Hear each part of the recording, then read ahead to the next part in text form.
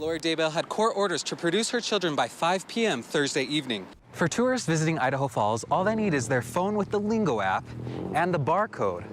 They scan the barcode, and soon they may find themselves here or at one of the many other attractions the city has to offer. Thanks, Matt. I'm here in the Rexburg area just north of Chad Daybell's house. Now, the police have the road blocked off. What type of mask should I wear? A surgical mask? A cloth mask? Or an N95? State called a handful of new witnesses to the stand. Yesterday, we heard a local detective describe what it was like finding the remains of J.J. Vallow. You can still use your phone while you're in your car. It just can't be in your hands. That means you need to place it somewhere safe and have it set to hands-free mode. Not every classroom is ready for students to enter the doors quite yet, but officials say that by the time school is in session, those classrooms will be ready. And in a few minutes, everyone here will take a knee for 9 minutes out of respect for George Floyd. For the Edmo family, raising money for the Salvation Army is important. But it's not the only reason they get involved every year. You pull the car over, get in the back of your vehicle, and get into the emergency kit. Can you explain a little bit? So how is the drive-through gonna work? The drones like the one flying behind me make it possible to control both mosquitoes and weeds that normally would be almost impossible to reach on foot. It's been a busy day here at the Fremont County Courthouse. If you look behind me, you can see a bunch of cars. Now, the street is actually blocked off to the public, and that's all media from around the country. Reporting live in the newsroom, I'm Kade Garner. Thanks, Matt. During Chad Daybell's preliminary hearing, the state played a recording of a phone call between Chad and Lori. Normally, a phone call between spouses wouldn't be suspicious, but this phone call is not normal. Some of the call is hard to understand, so we'll listen to the most crucial moments between the two. Hello? Are you okay? Oh, there's such a property. On June 9th, just after 11 o'clock in the morning, Lori Daybell called her husband Chad. She made the call from the Madison County Jail, and at that time, police were searching Chad's property. Right now? Yeah. Mark Means will be talking to you. Mark Means is Lori's attorney. Later in the call, Chad tells Lori he's already attempted to reach out to the attorney to let him know what was happening. What, are they in the house? No, they're out in the property. Are they seizing stuff again? They're searching. It was during this search that local police and the FBI would find the remains of missing kids J.J. Vallow and Tylee Ryan. Roger called. Yeah. So we'll see what transpires. Okay. After this interaction, Lori gives us a small glimpse into the couple's beliefs. What do you want me to do? Pray. What? What do you want me to Not do? Chad then tells Lori to call her attorney and that he has to take another call. I love you so much. Okay, I love you. Should I try to call you later? I don't know. I don't know. We can try, yeah. I'll answer if I can. Okay. I love you, and we'll talk soon. Okay, baby. I love you. Okay, love you. Good night. Not long after this call, police arrested Chad, and he was booked into the Fremont County Jail. To establish some priority areas of interest on the property. FBI Special Agent Steve Daniels was the senior team leader when law enforcement searched Chad Daybell's Salem property in June. Before getting to the property, they already determined 3 priority areas based on different evidence. We had satellite imagery, we had telephone ping information, we had text message, one text message in particular. That satellite imagery showed a fire pit on the property. While testifying at Chad's preliminary hearing, Agent Daniels said that based on his experience, they knew to look for evidence in that area upon arrival. And then we knew from telephone ping information, we had a ping that was on the east side of this pond. According to court documents, that ping information came from Alex Cox's cell phone. Remember him? He's Lori Vallow's brother. He killed Lori's ex-husband, Charles Vallow, in Arizona, and was one of the last people seen with missing 7-year-old JJ Vallow and 17-year-old Tylee Ryan when they took a trip to Yellowstone. According to court records, the GPS ping information from his cell phone showed Cox at Chad Daybell's residence on the morning of September 9th, 2019. He was there from 9:21 to 10:39, and then again from 10:57 to 11:39. Additional pings show Cox at the residence on the morning of September 23rd from 9:55 to 10:12. These pings coincide with what would become burial sites 1 and 2. We knew that there was discussion of a pet cemetery. A text message from Chad to his then-wife Tammy Daybell, who is now deceased, led investigators to discover the pet cemetery. On September 9th, the same day Cox visited the property, Chad sent Tammy a text, which said, "Well, I've had an interesting morning. Felt should bum all the limb debris by the fire pit before it got too soaked by the coming storms. While did so, spotted big raccoon along the fence. Hurried and got my gun, and he was still walking along. Got close enough that one shot did the trick. He is now in our pet cemetery. Fun times." On June 9th and 10th, the FBI used all of this evidence to locate the remains of both children. Reporting for KPVI News that works for you, I'm Kade Garner. It was an emotional day here at the Bannock County Courthouse as Christopher Ostergar showed up for his sentencing in regards to the sexual assault of 2 minors. In February, Ostergar was charged with lewd conduct with a child under 16 and child sexual abuse by causing or having sexual contact with a minor under 16. In June, Ostergar pled guilty to the lewd conduct charge and the other charge was dismissed. Tuesday, he was sentenced for his crimes. During the sentencing, Judge Rick Carnaroli told the defendant, quote, "You're the person who is supposed to protect them from monsters." After an emotional statement from the victim's mother, Judge Carnaroli sentenced Ostergar to 20 fixed years in prison, followed by 20 years indeterminate. He will also have to register as a sex offender and has a 40-year no-contact order for the victims. For the prosecution, the sentence was just. I think his sentence sends a message to people in the community that if you're going to commit sexual acts against children, that he will look at putting you in prison for a significant period of time to ensure the protection of those children, not only his victims, but other children in the community. Before handing out the sentence, Judge Carnaroli said, "A lesser sentence would give the idea that this is okay or not too bad." You see, this country loves our law enforcement. They do. During the Republican National Convention, President Trump highlighted the nation's law enforcement. In attendance, a familiar face. Do you see him? It's Pocatello Police Chief Roger Shy. To represent the city of Pocatello, to represent law enforcement as a whole, and to be able to speak to those law enforcement leaders was a truly humbling experience. The Fraternal Order of Police invited officers from across the country to attend and discuss topics affecting their communities. So I got a good feel about what people were doing and what other law enforcement leaders were doing from across the country and how they were responding to COVID, to civil unrests, to budgets, and things like that. We had some pretty good conversations while we were over there. Chief Shy says those conversations gave him ideas to better serve his community, and being able to attend the RNC in person was surreal. It's such a overwhelming experience. I mean, the atmosphere of just being, on the White House grounds and thinking about the history that's been there. During the president's speech, he acknowledged the different law enforcement agencies across the country. Thank you very much for being here. Thank you. Brave, brave people.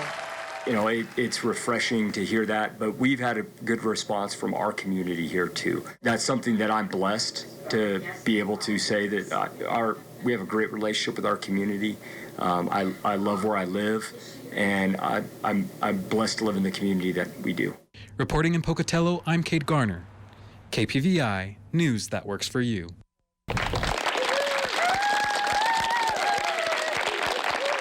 Second and fourth graders from Teton County School District welcomed the First Lady as she joined them on their field trip to Grand Teton National Park. We did a little lesson on how to keep your campsite clean, and we split into 3 groups, so there were 3 groups doing different things. The students learned different facts about the park at each of the 3 groups, and some of the 4th graders even came prepared to teach the First Lady what the different elements of the National Park Service's symbol mean. The buffalo represents the animals. The students didn't give that presentation on a whim. Nice to meet you. What's your name? My name's Liam. You like to ski? Yes. Before we did the presentation is practice in the class and try to get like the behavior to not be like nervous or those stuff, because it's pretty hard to not get nervous like when you're meeting the First Lady. And all that practice paid off. Our presentation, I think it went really well. Throughout the day, it was easy to tell what emotions the students felt. For the 2nd and 4th graders visiting Teton National Park today, it was exciting getting to meet the First Lady. And for the 4th graders, there was a little something extra to be excited about. So the Every Kid Outdoor Pass is super cool. And all the 4th graders got their Every Kid Outdoors Pass, which allows them and their family basically free entrance to public lands for the next year. That pass to public lands will come in handy for at least 2 4th graders who visit the local parks often. Hike and learn about animals. I like to go water skiing on my boat in Jackson Lake. Reporting in Grand Teton National Park. I promise to appreciate, protect, and respect Grand Teton. I'm Kade Garner for KPVI News that works for you. I don't find the term redskin as an offensive term. Yes, it is. Redskins is not a derogatory. It's considered by many just to be a slur, a racial slur. Differing opinions, and at the center of it, a high school mascot. So I think the main issue is that the Native American culture is important here, and they're proud of that, and this community loves that culture. A community is deciding whether the Teton High School mascot is appropriate or whether it's time for a change. I think this is an example of something that we can, as a community, move forward from together. In 2013, the issue of changing the Redskin mascot was at the center of attention. 6 years later, that same topic is up for discussion again. School officials are not commenting on the name change right now, but that's because they have scheduled a school board meeting to happen here at the auditorium in July. In this school board meeting, they will let the public come out and give its comments and concerns on whether or not the school should, in fact, change its name. This is really a community decision. Supporters of the school's logo organized this meeting and let people ask questions and address their concerns. Our traditional name of ourselves is the new one, which means Indian people.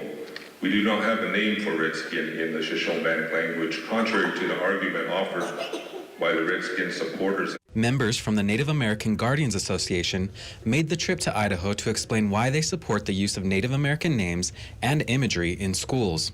Well, I would think it would be unfortunate if someone looked back and, saw a respectful logo as the one here in front of the school and was ashamed of that. For many Naga members, allowing Native American imagery into schools leads to better understanding of Native American culture. Our motto is educate, not eradicate. We would rather try and work with the community rather than have them take away everything Native American. For some local tribe members, increasing appreciation for Native American culture is important, but without the use of logos or names in schools. We have a common goal to be open to education, and that's great. I mean, that's something the tribes are always encouraging. The school board meets to discuss the name change on July 8th. Until then, there will be more community discussions. In Driggs, Kade Garner, KPVI News that works for you.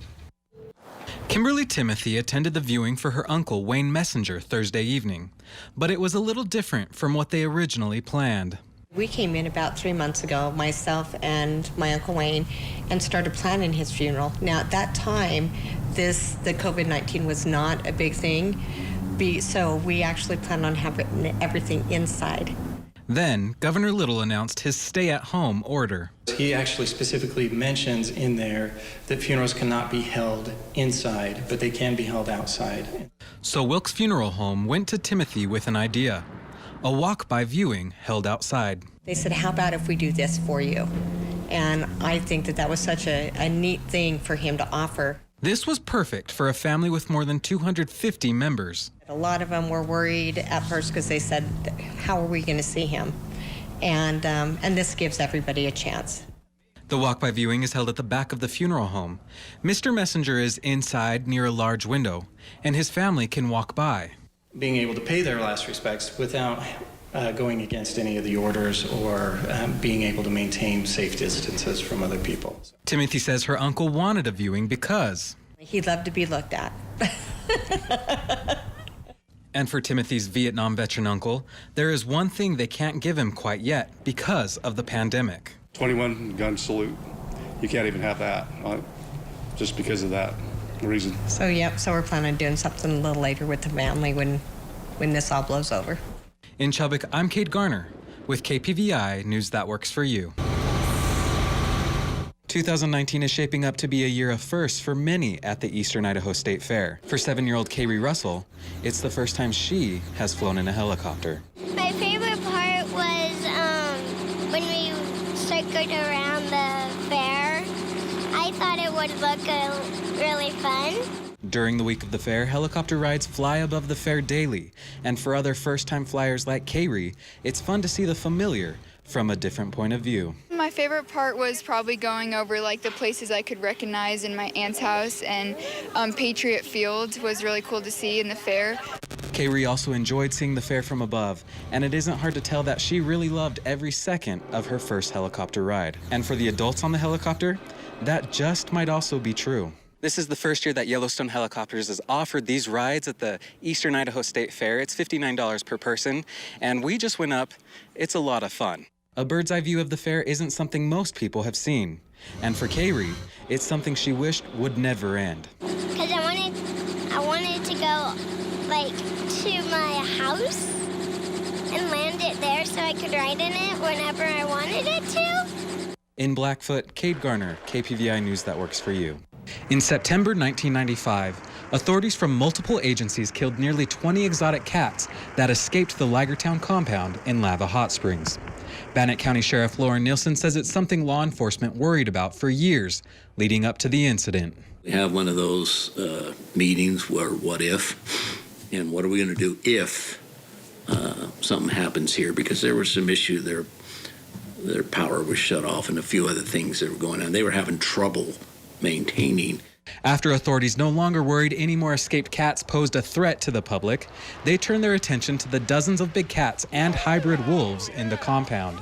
It was then they realized the full extent of the couple's inability to keep up with the animals' needs. The poor animals, whether their health, their teeth and stuff, they had not been eating a real good diet. They did not have a veterinarian come in there and check and see how they were doing. They were never meant to be somebody's pet. It wasn't just the animals' health that alarmed authorities. The compound itself wasn't suited for housing large animals, nonetheless carnivores, which is something that stuck out to Chuck Hulse, who visited Ligertown as a teenager. So the first thing that comes to mind, about visiting was the state of the fences. You're walking past bits of chicken wire and thinking there's not much between me and these animals. And it wasn't just the state of the compound that left a lasting impression on the visitor. I just remember pulling into the guy's driveway and he's standing there, scars all over his arm, fairly fresh, scabbed over, and thinking, who is this guy? The condition of both the animals and the compound led authorities to charging Robert Fieber and Dottie Martin with over 100 misdemeanors. Idaho didn't have any felony animal abuse charges at the time. Those are misdemeanors. Each is punishable by a fine not less than $100 or more than $5,000, or jail up to 6 months. Most of the charges were dropped, and the couple never served any jail time. A reporter interviewed the two and asked why they objected to the charges. Fieber's response: "You're criminals. That'd be tried for murder." Oh, hell no, they're not right. Okay, get out. Martin's reaction was similar. Explain. Okay. Turn that thing off. Authorities allowed the two to leave the state without the threat of extradition. Standing here at the site of Ligertown 25 years later, it's almost impossible to imagine that this could happen in such a pretty place. And if you look behind me, you'll see that there really are no traces of the compound left. And that's because at the time, authorities burnt the place to the ground. 6 feet of feces. And if you've ever been in cat urine and that's why they have cat boxes. The smell was horrendous. County authorities worried about disease in the unsanitary compound. Waylon Reif bought the land where Ligertown once stood about 4 years ago, and traces of the past are still present. There's a lot of bones. Every time you dig, you find bones, you know? A neighbor of the property and the sheriff both heard rumors that the couple moved back to Oregon. There is no evidence of where they moved to. And up until a month ago, Bannock County still had a warrant out for their arrest, which is now expired. 25 years later, the sheriff still has a wish for the couple. Fevers were brought to accountability, but unfortunately, with everything we went through, I don't think they ever were. In Lava Hot Springs, I'm Kade Garner for KPVI News That Works for You.